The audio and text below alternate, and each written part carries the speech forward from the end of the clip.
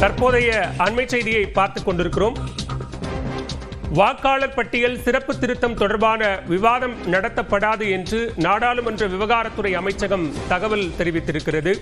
தேர்தல் ஆணையத்தின் நடைமுறை செயல்பாடுகள் குறித்து நாடாளுமன்றத்தில் அரசு சார்பில் விளக்கம் அளிக்க தேவையில்லை என்றும் நாடாளுமன்ற விவகாரத்துறை அமைச்சகம் தெரிவித்திருக்கிறது. பீகாரில் மேற்கொள்ளப்பட்டு வரும் சிறப்பு வாக்காளர் திருத்தப்பட்டியல் தொடர்பாக நாடாளுமன்றத்தில் விவாதம் நடத்தப்பட வேண்டும் என எதிர்க்கட்சிகள் கோரிக்கை வைத்திருந்த நிலையில் இந்த விளக்கம் அளிக்கப்பட்டிருக்கிறது.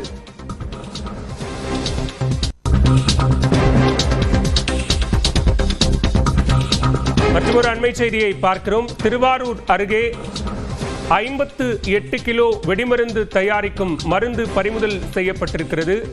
இது தொடர்பான கூடுதல் விவரங்களோடு இணைகிறார் செய்தியாளர் ராஜசேகர். விவரங்கள்.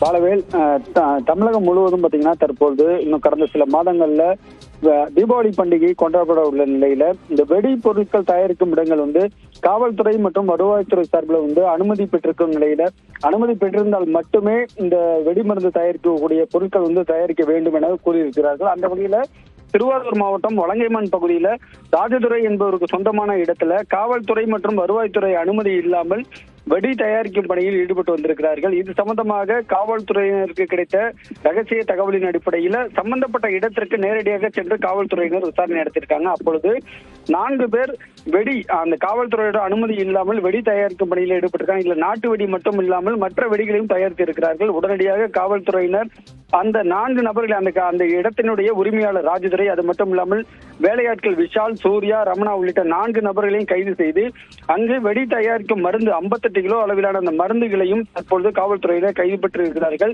குறிப்பாக திருவாரூர் மாவட்டத்தில் இந்த வெடி தயாரிக்கும் பணியில் ஈடுபடுபவர்கள் உடனடியாக காவல்துறை மற்றும் வருவாய்த்துறை மாவட்ட நிர்வாகத்திடம் அனுமதி பெற்றிருக்க வேண்டும். இல்லை என்றால் அவர்கள் மீது கடுமையான நடவடிக்கை எடுக்கப்படும் என மாவட்ட காவல்துறை கண்காணிப்பாளர் கருண் கரட் எச்சரிக்கை விடுத்திருக்கிறார். பாலவேல், விவரங்களுக்கு நன்றி ராஜசேகர்.